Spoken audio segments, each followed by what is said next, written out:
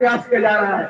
और आपने देखा भी आपके ग्वालियर में बाबा साहब की मूर्ति सामंतवादियों ने लगने नहीं दी, जबकि वहां के रजिस्ट्रार का आदेश है, वहां के रजिस्ट्रार का मेरे पास आदेश है। 5 लोगों की कमेटी बनी हुई थी। 5 लोगों की कमेटी में 2 लोगों ने कहा बाबा साहब की मूर्ति लगनी चाहिए, लेकिन 3 लोगों ने उस वक्त ये नहीं कहा कि बाबा साहब की मूर्ति नहीं लगनी चाहिए। उन्होंने कहा कि बाबा साहब की मूर्ति लगाने में थोड़ा समय हमें और चाहिए। रजिस्ट्रार ने कहा देश के सुप्रीम कोर्ट में जब बाबा साहब की मूर्ति लग सकती है, देश की पार्लियामेंट में बाबा साहब की मूर्ति लग सकती है, तो ग्वालियर के हाई कोर्ट में भी लगनी चाहिए। ये बात रजिस्ट्रार ने अपने आदेश में दे दिया और आदेश ने कहा कि जल्द से जल्द मूर्ति लगाई जाए। फाउंडेशन बनकर तैयार हो गया है, मूर्ति का पैसे का लोकेशन होकर के मूर्ति के वालों को दे दिया गया। जब मूर्ति लगने के लिए आई तो सामंतवादियों को हजम नहीं हुआ, मनवादियों को हजम नहीं हुआ। उन्होंने बाबा साहब मूर्ति लगने नहीं दी। मैं इसलिए बोलना चाहता हूं आपसे, यहाँ पे जितने भी बैठे हैं मेरी समझ से जय भीम वाले हो कि नहीं हो, और मैं उनसे कहना चाहता हूं तुम्हारी गोलियां बंदूकें खत्म हो जाएंगी, लेकिन जय भीम वालों के सीने पीछे हटने वाले नहीं है। अगर ये जय भीम वाले बाबा साहब के संविधान को न मानते तो तुम्हें तुम्हारी औकात का भी काम कर देते हैं, लेकिन हम बाबा साहब के संविधान को मानते हैं, हम बाबा साहब की विचारधारा को मानते हैं और इसलिए हम संविधान का पालन करते हैं। अनुशासन और शासन के दायरे में रह करके अपनी बात संवैधानिक तरीके से बोलने का काम करते हैं। और मैं आपसे कहना चाहता हूं, ये ग्वालियर की लड़ाई खत्म नहीं हुई है। ये ग्वालियर की लड़ाई तब तक जारी रहेगी तब तक बाबा साहब की मूर्ति वहां पे लग नहीं जाएगी। और इसके लिए हमें तैयार रहना पड़ेगा, हमें निकलना पड़ेगा। एक बड़ा आंदोलन होगा ग्वालियर के अंदर, जय भीम वाले लाखों की संख्या में पूरे प्रदेश से इकट्ठा हो जाएंगे। और आज ये कहते हैं कि जय भीम वालों की ताकत कमजोर हो गई, वो कहते हैं बीएसपी कमजोर हो गई, वो कहते हैं बीएसपी वाले ही जय भीम लेकर के आए थे। मैं उनसे कहना चाहता हूं बीएसपी कमजोर नहीं हुई है, याद रखना ये बीएसपी समंदर है, बीएसपी कोई नदी नहीं है सूख जाएगी, बीएसपी समंदर है। बीएसपी में लहरें कमजोर पड़ सकती है, लेकिन जब तूफान में बदलेगी नीला झंडा लाल किले में लगा कर रह जाए। ये तमन्ना हमें रहनी चाहिए। अभी मेरी एक बहन बोल रही थी, उसने कहा मुझे बाबा साहब के ऊपर 2 मिनट बोलने का मौका दिया। वाकई बहुत अच्छा बोला, मुझे लगा उसके अंदर हेजिटेशन होगा, वो मंच पे आगे इतने बड़े समाज को कैसे संबोधित करेगी, लेकिन उसने जो बात कही वो काबिले तारीफ था। मुझे लगा भी उसने बात कही शिक्षा नहीं देना चाहती है। मैंने उनसे कहा केंद्र की सरकार से बोला पार्लियामेंट के अंदर कि तुमने कहा 1 नेशन 1 टैक्स होना चाहिए, तुमने लागू कर दिया। तुमने कहा 1 नेशन 1 इलेक्शन होना चाहिए, इस बात पे तुम्हारी सहमत बन नहीं है। तो मैं ये कहना चाहता हूं 1 नेशन 1 एजुकेशन सिस्टम भी आप लेकर के क्यों नहीं आ जाते? 1 नेशन 1 एजुकेशन सिस्टम क्यों नहीं लाते? गरीबों के बच्चे झोपड़पट्टी में पढ़ते हैं और अमीरों के बच्चे एससी वाले स्कूल में क्यों पढ़ते हैं? उनको भी वहीं पे जाकर बैठा दो। इस देश में एजुकेशन सिस्टम मेक होना चाहिए। और मैंने कहा कि आप ये बताओ गरीबों के बच्चों की फीस 5,000 रुपए कैसे रखी गई? गरीब के बच्चे 5,000 रुपए फीस कहां दे सकते हैं? यहाँ पर यही नहीं, मध्य प्रदेश की सरकार, छत्तीसगढ़ की सरकार, हरियाणा की सरकार, इन तीनों जगह पर भारतीय जनता पार्टी की सरकार है। और उन्हें एक साजिश के तहत सरकारी स्कूलों को बंद करने का प्लान किया कि नहीं किया? किया कि नहीं किया? सरकारी स्कूलों को बंद करने का प्लान किया गया। अरे सरकारी स्कूलों में तो मेरे बहुजन समाज के गरीब बच्चे पढ़ते हैं, जो अपनी मेहनत से यहाँ पढ़ाई करके आगे डॉक्टर, इंजीनियर और कलेक्टर बन के दिल्ली तक पहुंचते हैं। लेकिन ये सामंतवादी ताकतें हमें रोकना चाहती है, हमारी शिक्षा पे हमला करना चाहती है। मैं आपसे कहना चाहता हूं, मैं आपसे कहना चाहता हूं कि बाबा साहब को हम सब मानने वाले लोग हैं। बाबा साहब ने हमें उपदेश दिया। क्या उपदेश दिया? शिक्षा, शिक्षित बनो, संघर्ष करो और संगठित रहो। 3 बातें बोली नहीं बोली? शिक्षित बनो, संघर्ष करो और संगठित रहो, माने एक हो जाओ। ये बात बाबा साहब डॉक्टर अम्बेडकर ने बोली। और शिक्षा के बारे में बोला कि अगर मेरे बच्चों तुम्हारे घर में 2 वक्त की रोटी है तो 1 वक्त की रोटी खाना, लेकिन अपने बच्चों को शिक्षित जरूर कर देगा, क्योंकि शिक्षा वो शेरनी का दूध है जो पिएगा दहाड़ेगा, जो पिएगा वो दहाड़ेगा। और जो शिक्षा मिल जाएगी तो कलेक्टर नहीं, मुख्यमंत्री से भी क्वेश्चन करने का अधिकार आपके पास ताकत आ जाएगी। ये शिक्षा ने कहा। इसलिए मैं कहना चाहता हूं शिक्षा जरूरी है। और आज इस गांव में बाबा साहब की मूर्ति लगी है, तो मैं अपनी तमाम माताओं बहनों से कहना चाहता हूं, हाथ उठा के बताओ, अपने बच्चों को स्कूल भेजोगे या नहीं भेजोगे? कितने बच्चे पढ़ते हैं? सारे पढ़ते नहीं पढ़ते? एक बात याद रखना, जमींदार नहीं हो, फैक्ट्री के मालिक भी नहीं हो, अगर जिंदगी में आगे बढ़ना है तो बाबा साहब की बात को मान लेना और शिक्षा को अंगीकार करे ना। और शिक्षा इतना पढ़ना, इतना पढ़ना, जब तक तुम्हारी कामयाबी ना मिल जाए तब तक पढ़ाई को रोकना नहीं। तमाम दुश्वारियां आएंगी, तमाम दिक्कतें आएंगी पढ़ाई करते वक्त, आपको रुकना नहीं है, झुकना नहीं है, डरना नहीं है, और शिक्षा को लेकर के आगे बढ़ते रहना है। इस बात को भी मान लेना। दूसरी बात मैं कहना चाहता हूं, दूसरी बात बाबा साहब ने कही थी, संघर्ष करो। अपने संवैधानिक अधिकारों को लेकर के आपको संघर्ष करना पड़ेगा। और अधिकार मांगने से नहीं मिलते, अधिकार छीने जाने। जब आप संघर्ष करेंगे तब अधिकार मिलेंगे आपको। एक हो जाइए, संघर्ष करिए।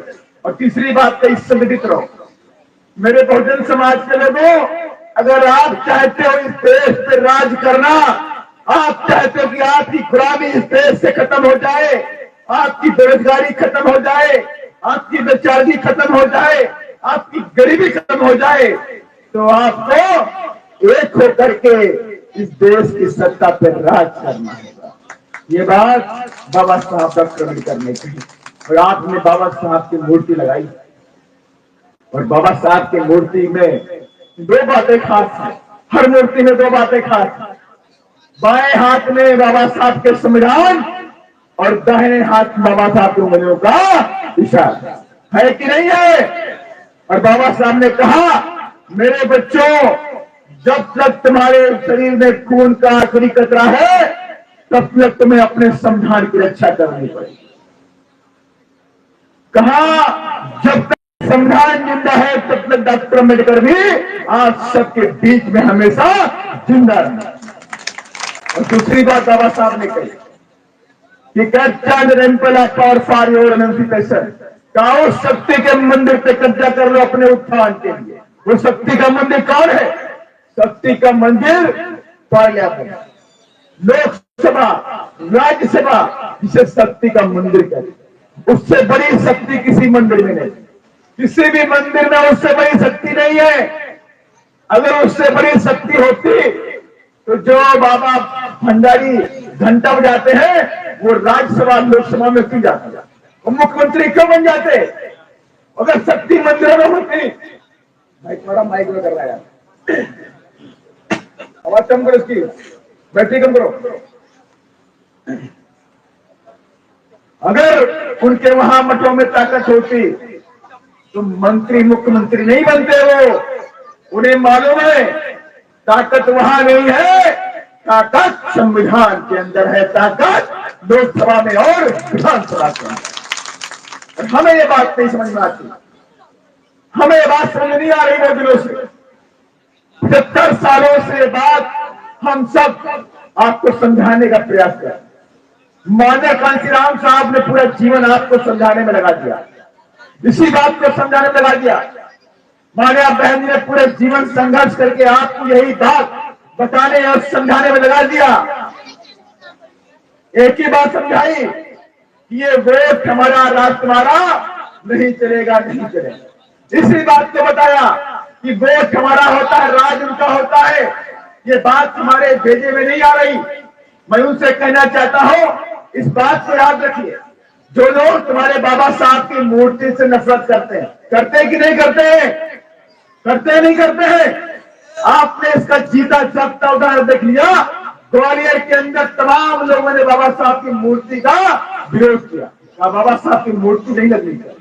अगर आपके बाबा साहब से नफरत करते हैं, आपसे नफरत करते हैं, आपकी पढ़ाई से नफरत करते हैं, आपकी शिक्षा से नफरत करते हैं, आपके बच्चों से नफरत करते हैं, तो क्या वो लोग तुम्हारा वोट लेकर के विधानसभा के अंदर, लोकसभा के अंदर तुम्हारे बच्चों को आगे बढ़ाने का काम करेंगे? बिल्कुल नहीं करेंगे, बिल्कुल नहीं करेंगे। इसलिए माननीय कांशीराम साहब ने कहा, हमें बाबा साहब के सपनों को अगर पूरा करना है तो हम बाबा साहब के बताए हुए रास्ते पर चल करके लोकसभा में दिल्ली तक राज करना होगा। और जब राज कर लेंगे उसी दिन हमारी गरीबी खत्म होगी, हमारी बेरोजगारी खत्म होगी, हमारी बेकारी खत्म होगी, हमारे साथ झूठ होता है, जो ऊंच नीच की भावना होती है, ये सारा सब कुछ खत्म हो जाएगा। इसी में आप सबसे कहना चाहता हूं, मेरी माताएं बहन एक मिनट शांत हो जाए। मैं जानता हूं कि आप लोग 11 बजे 12 बजे से बैठी है, बैठी नहीं बैठी है, 12 बजे से बैठी नहीं बैठी है, बस 5 मिनट और बैठी है। मुझे ही बहुत दूर जाना है, आपको अपने गांव में जाना, मुझे मालूम है बात। लेकिन जब बाबा साहब की बात आए तो सब कुछ भूल जाना चाहिए, भूलना नहीं बोलना चाहिए, सबको भूलना चाहिए कि आज खाना बनाना है, ये भूल जाओ। अगर बाबा साहब की बात आ जाए तो आंधी आए तूफान आए, लेकिन अपने पीछे नहीं करने चाहिए। मानते नहीं मानते हैं?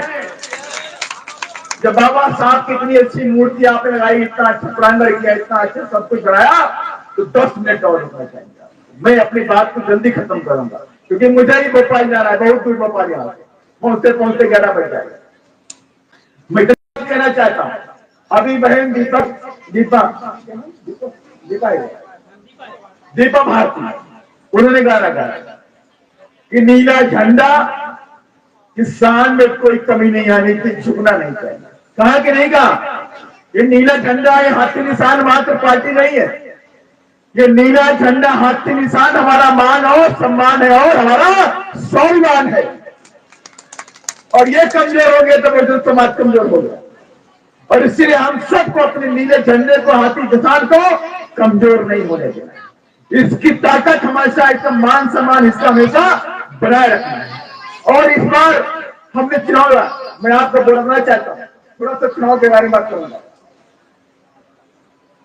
लोकसभा का, विधानसभा का चुनाव हुआ और विधानसभा में मान्य बहन जी आपके जिले में आई थी, आई थी नहीं आई थी? आई थी नहीं आई थी?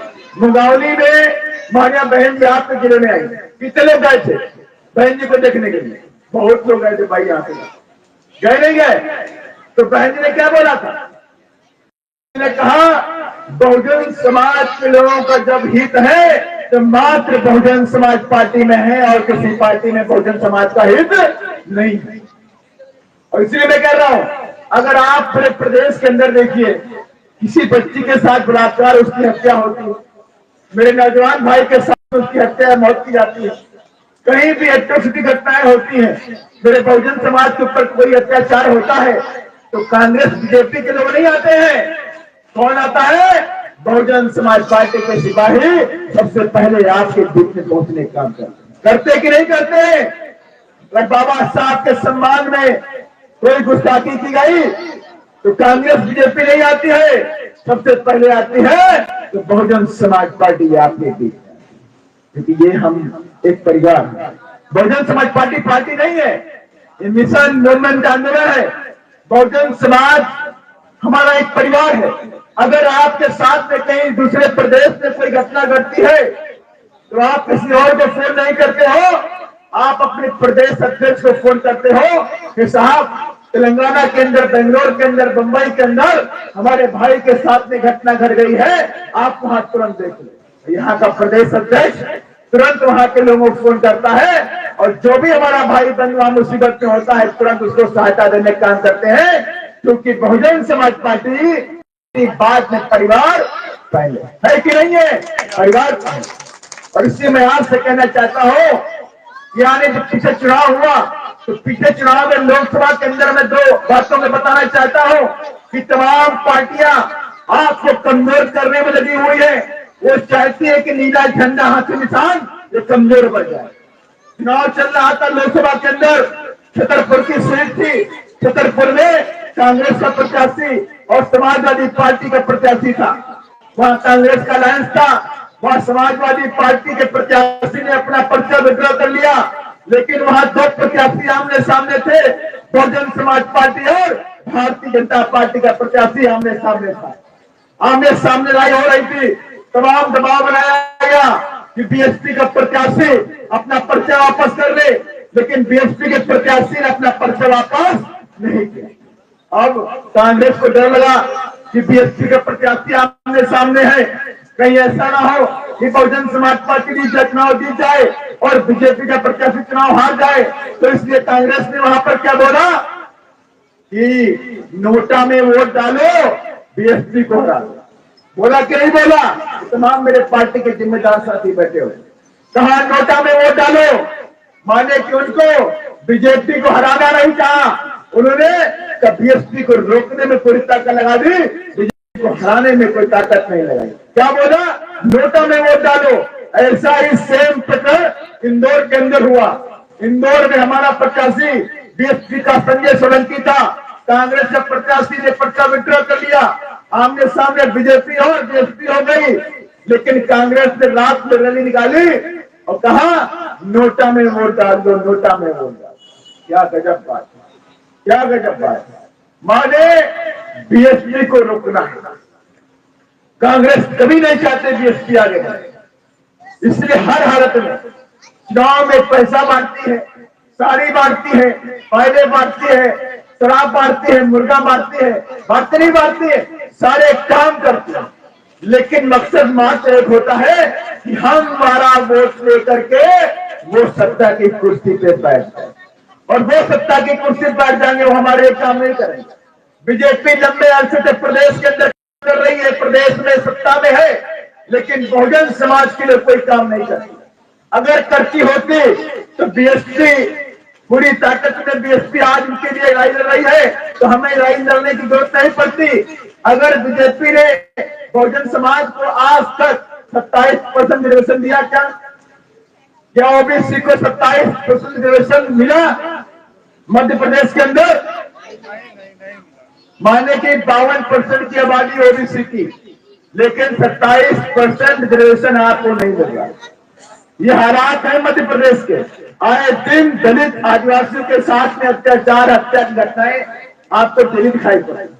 तो अगर कांग्रेस या बीजेपी ने बहुजन समाज के लिए काम किया होता तो उस वक्त ही माननीय कांशीराम साहब को 1984 में बहुजन समाज पार्टी नहीं बनानी चाहिए।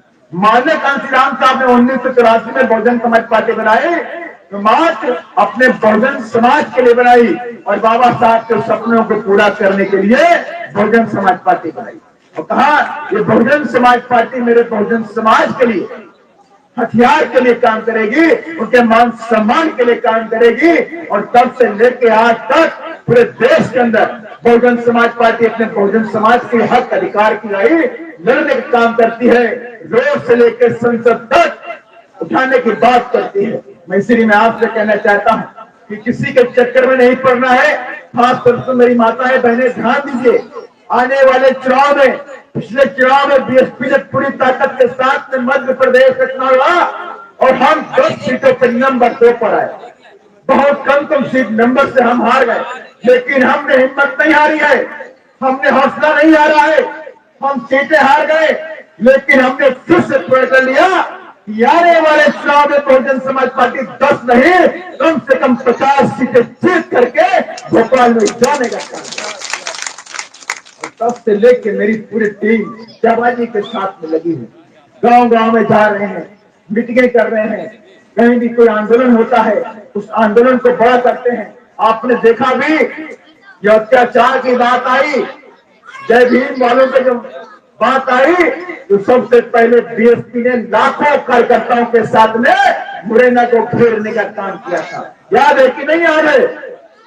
कोई पार्टी नहीं आई, अगर आई तो बहुजन समाज पार्टी है। इसलिए मैं कहना चाहता हूं कि बहुजन समाज पार्टी नहीं, मिशन मूवमेंट और आंदोलन पहले है, पार्टी बाद में।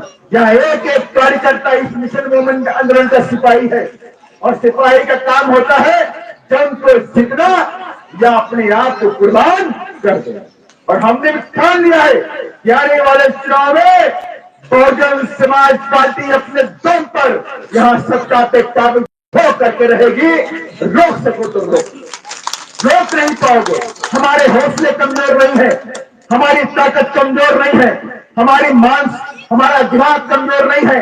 हमने भी सारी चीजों का एनालिसिस कर लिया है और पूरी ताकत के साथ में बीएसपी आज मध्य प्रदेश में हर गली हर चौराहे पे देखने को मिल जाएगी, हर जगह आगे बढ़ती हुई दिखाई पड़ेगी। और इसलिए मैं तमाम मेरी माताओं बहनों कहूंगा, आने वाले चुनाव में किसी के प्रलोभन में नहीं आने की जरूरत है, किसी के बहकावे में नहीं आना, और बस सुबह जाके अपनी बहन जी को जय भीम का नारा लेकर के हाथी का बटन करना है। मावा नहीं है मुझे भाई, आप ना बोलो, मैं क्या तो मेरी माता है बहना, मेरी शेरनी बहना दिल्ली में बोलती है तो पूरा देश हिल जाता है, हिलता नहीं हिलता है। तो मैं चाहता हूं मेरी बहनें बोले, सबसे पहले क्या करोगी? हाथी का बटन दबाएंगे, चाहे पानी बाद में चाहे मत बनाना, तो आज चाय बाद में बनाएंगे, सबसे पहले 7 बजे जाकर के हाथी का बटन बस। और मैं युवाओं से कहना चाहता हूं, जितने युवा बैठे हैं, आपके ऊपर कमियों से ज्यादा जिम्मेदारी है अपने मिशन मूवमेंट को आगे बढ़ाने की। तमाम ताकतें लगी है बीएसपी को कमजोर करने में। ये मैं आपसे कहना चाहता हूं, बीएसपी आपका मान और सम्मान है, बीएसपी आपका स्वाभिमान है। बीएसपी को कमजोर मत होने देना। और इन्हीं सब बातों के साथ मैं अपनी बात को खत्म करूंगा। मैं जानता हूं आप लोगों को लंबा दूर जाना है, मैं अपनी वाणी को विराम देता हूं। जय भीम। आवाज नहीं आई, मैं जानता हूं, खड़ा नहीं मिला ताकत लगाइए, भोपाल की कुर्सी हिलनी चाहिए। जय भीम। अब लगाते जय भीम। महात्मा फुले अमर रहे, बाबा साहब अमर रहे, छत्रपति शिवाजी महाराज अमर रहे, महाराज तुलसीराम सब अमर रहे। बीएसपी की क्या पहचान? जय संघर्ष करो, जय जिंदाबाद। जय भीम।